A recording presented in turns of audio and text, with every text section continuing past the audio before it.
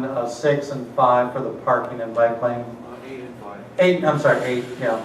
I'm standing right next to him, I can't read it. Yeah, it's a little, I guess it's got to be text bigger. well, there you go, just slightly bigger, yeah, because I'm old enough that I need help.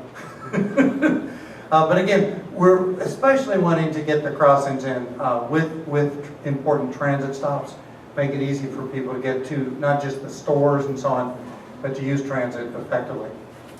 King Street and Eisenberg, again, I think you can see the dimensions, the challenges, the number of lanes. All these are fair places, but these are areas identified in your priority list that should be given consideration.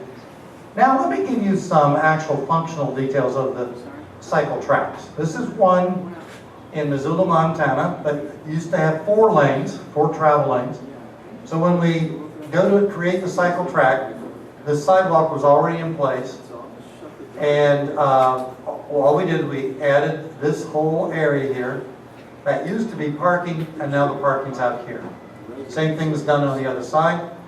Cycle track worked really well when we have good long sections that have no interruptions.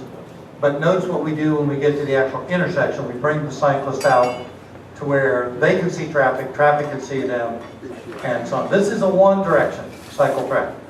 Doing a 2-directional cycle track is a little more complicated. You'll probably start with singles, but later realize you have plenty of locations where a double can work quite well. On the other side of the street, you can see how we handle a conflict zone. This happens to be an alley, but it could just as easily be a driveway. And again, we mark it so that the motorist realizes they better be looking over their shoulder as they cross through. And we put in a pretty steep grade, so whatever they're going to do is going to be at a very low speed. And again, we get a good buffer and keep the normal sidewalk more operational. And I think you can see with this one in Missoula, Montana, the sidewalks then become even more popular for pedestrians, and the cycle track is serving its need. This is a single lane, or single way, single direction, but in many cases we can get in a double track. And again, there's the track up there, and you can see how quiet and much safer it becomes for pedestrians using the sidewalk system.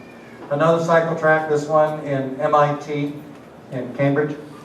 And again, notice the distinctive use of color, the buffers to the sidewalk.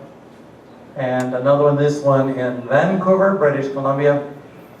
They did something I really personally like. They use pavers so you can see and feel the distinction of